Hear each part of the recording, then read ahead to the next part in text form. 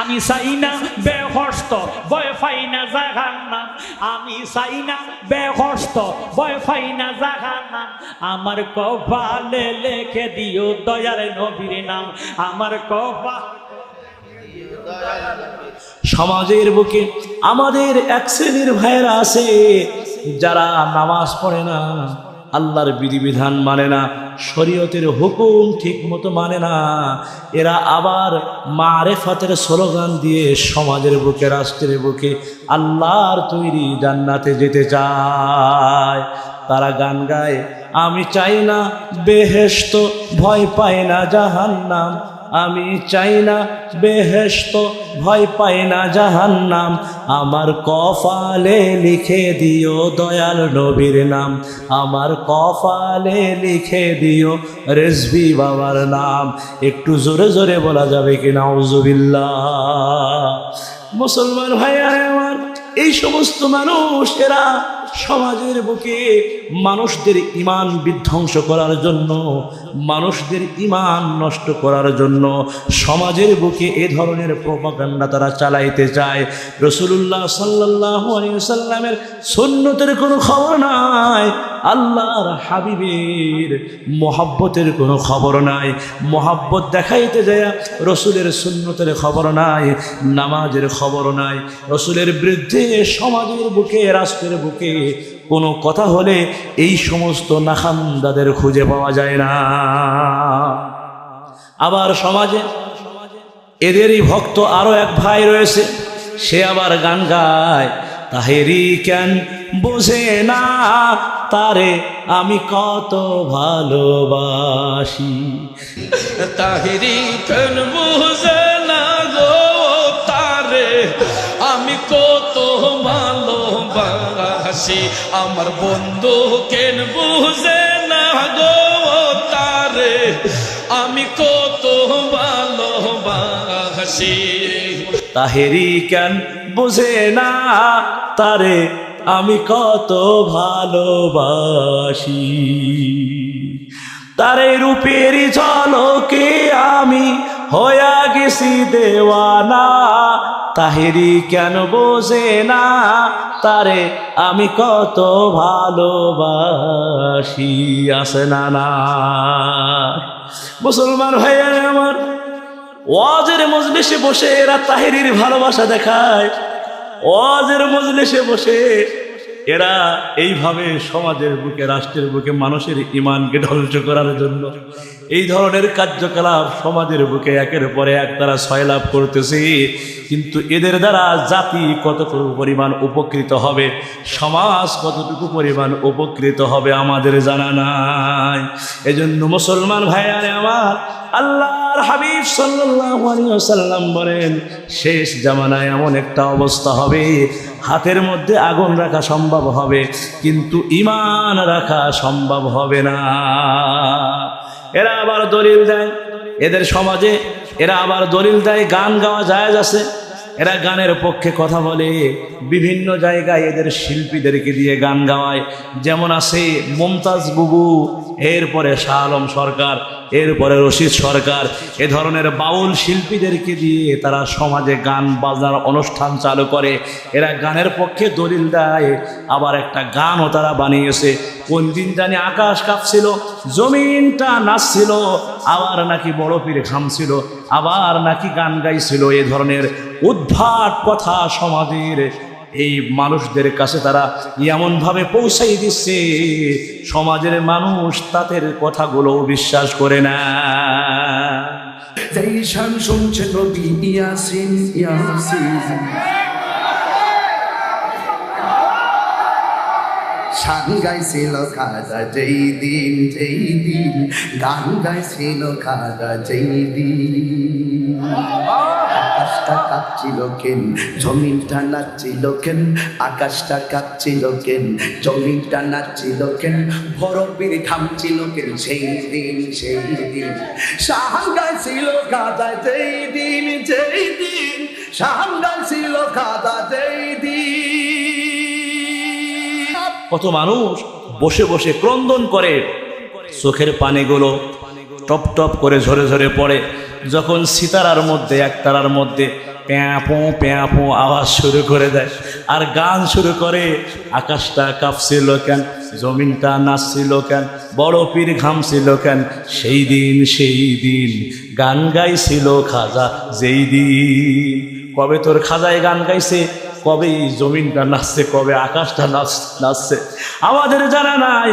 মুসলমান ভাইয়ারে আমার, এই সমস্ত মানুষগুলো আমাদের ঈমান বিধ্বংস করতে চায়, এদের কথায় কান দেওয়া যাবে না। গান হারাম হারাম হারাম, এটা হাদিসের মধ্যেও আছে, কোরআনের মধ্যেও আছে, এতে কোনো সন্দেহ না। এরা আবার বলে আল্লাহ নবীর গান পীর আউলিয়ার শান, যে বলে হারাম সে তো কমই, না বুঝে ভেদ বাতেন হারাম কাও তোমরা কেন, না বুঝে ভেদ বাতেন হারাম কাও তোমরা কেন। এই গান শুনেছেন নবী ইয়াসিন ইয়াসিন, গান গাইছিল খাজা যেই দিন। জোরে জোরে কর নাউজুবিল্লাহ। এরা বলে আল্লাহ নবীর গান পীর আউলিয়ার শান, যে বলে হারাম সে তো কমই। এরা আমাদেরকে ভেদ বাতেন বুঝাইতে চায়, মারেফাত হাকিকত বুঝাইতে চায়। মুসলমান ভাইয়ারে আমার, লাস্ট মুহূর্তে এমন একটা কথা বলেছে, এই গান নাকি শুনেছেন আপনার আমার কলিজার টুকরা নবী করিম সাল্লাল্লাহু আলাইহি ওয়াসাল্লাম। একটু জোরে জোরে বলা যাবে কি নাউজুবিল্লাহ? মুসলমান ভাইয়ারে আমার, নবী করিম সাল্লাল্লাহু আলাইহি ওয়াসাল্লাম এই গানের ব্যাপারে কি বলেছেন? বাআসানি আল্লাহু রাহমাতাও ওয়া হুদান লিল আলামিন। আল্লাহ তাআলা আমাকে পৃথিবীর বুকে রহমত স্বরূপ প্রেরণ করেছেন। ওয়া বাআসানি বিমাহকিল মাআসিফ ওয়াল মাযামির ওয়া আমরিল জাহিলিয়া। নবী আলাইহিস সালাতু ওয়াস সালাম ने फरमाया, আল্লাহ পাক রব্বুল আলামিন আমাকে গান বাজনা, সুর সরঞ্জাম এবং জাহিলি যুগের কুপ্রথাকে নির্মূল করার জন্য পাঠিয়েছি। অথচ তারা এই নবী করিম সাল্লাল্লাহু আলাইহি ওয়াসাল্লামের নামে বলে হুজুরে পাক সাল্লাল্লাহু আলাইহি ওয়াসাল্লাম নাকি গান শুনেছে। একটু জোরে জোরে বলা যাবে কি নাউজুবিল্লাহ? এরা আরো দলিল দেয়, না করে গন্ডগোল, খোল তোরা হাদিস খোল, বিল্লাল কেন বাজাই ঢোল সেই দিন। জলিলুল কদর একজন সাহাবী হযরতে বেলাল রাদিয়াল্লাহু তাআলা আনহু, তার নামে একটা তহমত লাগিয়ে দিয়েছে। বিল্লাল রাদিয়াল্লাহু তাআলা আনহু কবে নাকি গান বাজিয়েছে, নাউজুবিল্লাহ।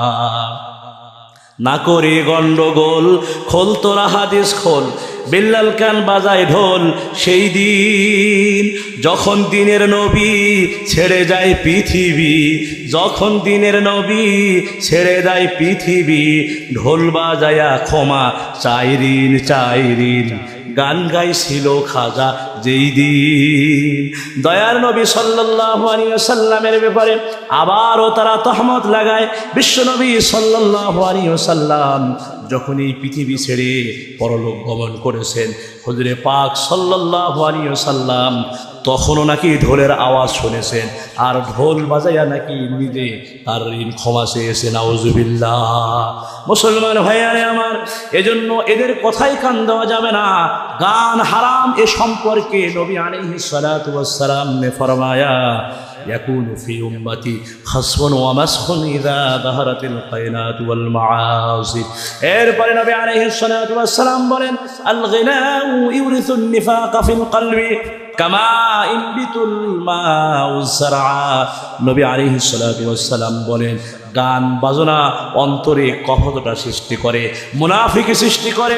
যেমন বৃষ্টি আসমান থেকে দুনিয়ার জমিনে প্রবাহিত হয়, ঝরে পড়ে, বৃষ্টি ঝরে, আর এই বৃষ্টির পানি দ্বারা সমাজের বুকে, রাষ্ট্রের বুকে, দেশের মধ্যে, এই জমিনে যখন বৃষ্টির পানিগুলো পড়ে, এই বৃষ্টির পানি পাওয়ার পরে সবুজ বৃক্ষরাজে যেমনভাবে উদ্ভাসিত হয়, যেমনভাবে জেগে ওঠে, গান বাজনা একটা মানুষ যখন শুনে, এই গান বাজনা শোনার দ্বারা অন্তরে নিফাকি তৈরি হয়, জাহান্নামের ভয় দূরে চলে যায়, আল্লাহর ভয় থাকে না, গুনাহের দিকে মনটা মুবতালা হয়ে যায়, গুনাহের দিকে মনটা ধাবিত হয়ে যায়। এই জন্য গান বাজনা শোনা যাবে না। এরা আরো দলিল দেয়, সুর দিয়ে দেয় আজান, সুরে পড়ে কোরআন, সুর দিয়ে করে বয়ান ওয়াজির, সুর দিয়ে দেয় আজান, সুরে পড়ে কোরআন, সুর দিয়ে বয়ান করে ওয়াজির। কয় সরকার শাহ আলম আছে গান দুই রকম, সুগানে স্বাগতম মমিন মমিন, গান গাইছিল খাজা যেই দিন। বলে সুর দিয়ে কেন আজান দেয়, সুর দিয়ে কেন কোরআন পড়ে, সুর দিয়ে কেন বক্তা ওয়াজ করে? মুসলমান ভাইয়ারে আমার, আল্লাহ পাক রব্বুল আলামিন কোরআনুল কারীমের মধ্যে বলেন উদু ইলা সাবিলি রাব্বিকা বিল হিকমাতি ওয়াল মাউইযাতিল হাসানা। মুসলমান ভাইয়ারে আমার, আল্লাহ পাক রব্বুল আলামিন বলেছেন মানুষদেরকে উত্তম কথার মাধ্যম দিয়ে সুন্দরভাবে বুঝিয়ে মানুষদেরকে দিনের পথে আনা। এই আজান দেওয়া হয় সুরলিত কণ্ঠে। একটা মানুষ বেনামাজির কর্ণকোহরে যখন আজানের ধ্বনিটা পৌঁছে যায়, ওই মানুষ আল্লাহর ডাকে সাড়া দিয়ে মসজিদে আসে নামাজ পড়তে, ঠিক কিনা? কিন্তু তোমরা যে গান গাও, সেতারা বাজাও, টুনটুনাটুন টুনটুনাটুন টুনটুনাটুন আওয়াজ দাও, তোমাদের আওয়াজ শুনে কয়জন মসজিদে আসে নামাজ পড়তে? তোমাদের গান শুনে কয়জন ব্যক্তি আল্লাহওয়ালা হয়েছে, বুজুর্গ হয়েছে? এরম কোনো নজির সমাজের বুকে নাই। কিন্তু আজান শুনে একটা বেনামাজি নামাজি হয়েছে, ওয়াজ শ্রবণ করার পরে একটা বেনামাজি নামাজি হয়েছে, একটা সুদখোর সুদ ছেড়ে দিয়েছে, একটা জেনা করনেওয়ালা ব্যক্তি জেনা ছেড়ে দিয়েছে, একটা সন্ত্রাসী বাদ দিয়ে দিনের কাজে চলে এসেছে। এভাবে তারা দিনের কাজের সাথে জড়িত হয়েছে। আর কোরআনুল কারীমের তেলাওয়াতের কথা আর কি বলবো? আল্লাহ পাক রব্বুল আলামিনের কালাম যখন শ্রবণ করা হয়, অঝার ধারায় আসমান থেকে রহমত নাজিল করা হয়। এজন্য আসুন আমরা এই গান বাজনা থেকে দূরে থাকি। সমাজের বুকে, রাষ্ট্রের বুকে অশালীন যাত্রাপালা, থিয়েটার, পালা গান, ডিজে গান, পার্টি গান, এরপরে এরকমভাবে টিকটক, যত ধরনের অপসংস্কৃতি আছে, এখান থেকে আমরা নিজেরা বাঁচি, আমাদের সমাজকে বাঁচাই, আমাদের জাতিকে বাঁচাই, আমাদের পরিবার পরিজনদেরকে বাঁচাই, আমাদের ছোট্ট ছোট্ট সোনামণিদেরকে বাঁচাই। যতটুকু কথা বললাম, আল্লাহ তাআলা আমাকে, আমাদের সকলকে এর উপরে আমল করার তৌফিক দান করুন। ওয়া আখির দাওয়ানা আলহামদুলিল্লাহি রাব্বিল আলামিন। আসসালামু আলাইকুম ওয়া রাহমাতুল্লাহ।